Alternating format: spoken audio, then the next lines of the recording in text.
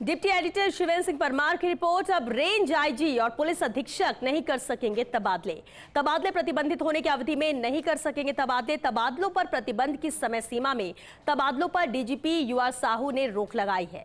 तबादले प्रतिबंधित होने के बाद भी रेंज और जिलों में तबादले होने पर डीजीपी ने नाराजगी जताई। अगर बहुत जरूरी होने पर करना है तबादला तो लेनी होगी कारणों सहित सक्षम स्तर से अनुमति।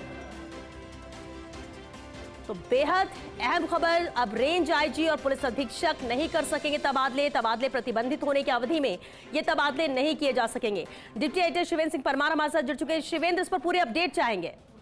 देखिए, बहुत बड़ी खबर है ये पुलिस महकमे की आज की श्वेता, और एक तरीके से ये कह सकते हैं कि जो जिलों में एसपी और रेंज में आईजी जो मनमानी कर रहे थे अपने तरीके से, उस पर डीजीपी ने रोक लगा दी है। क्योंकि अभी प्रदेश में तबादलों पर प्रतिबंध है। हम सभी जानते हैं कि बिना एआरडी यानी कि जो प्रशासनिक सुधार विभाग है उसकी अनुमति के बिना प्रदेश में तबादले हो ही नहीं सकते। लेकिन ऐसा लगता था और ऐसा लग रहा है अभी भी कि जो आईजी और एसपी हैं उन पर सरकार के नियम लागू नहीं होते। कोई भी एसपी, कोई भी आईजी अपनी मर्जी से जब चाहा जब एसएचओ का ट्रांसफर कर दिया, जब चाहा जब उन्होंने कांस्टेबल का ट्रांसफर कर दिया, ना पीएचक्यू से अनुमति लेते हैं ना सरकार से अनुमति लेते हैं। लगातार इस तरीके की शिकायतें डीजीपी युवा साहू को मिल रही थी।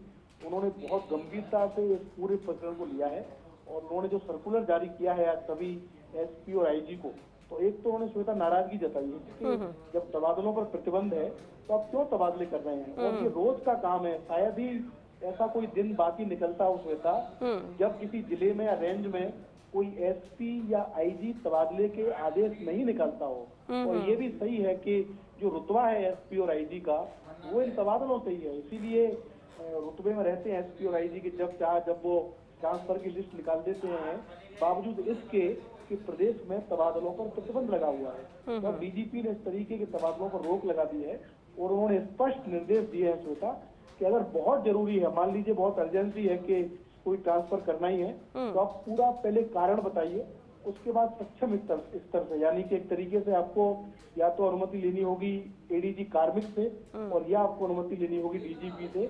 उसके बाद ही कोई भी एसपी या आईजी तबादले प्रतिबंधित की अवधि में, जो कि अभी भी इस समय लागू है प्रदेश में, तबादलों पर बैन है, तबादले नहीं कर सकेंगे। तो एक तरीके से ये कह सकते हैं कि झटका है एसपी और आईजी स्तर के अधिकारियों को प्रदेश में। तो इस तरीके के तबादलों पर डीजीपी युवा साहू ने तत्काल प्रभाव से रोक लगा दी। चलिए, बहुत शुक्रिया शिवेंद्र इस पूरी अपडेट के लिए।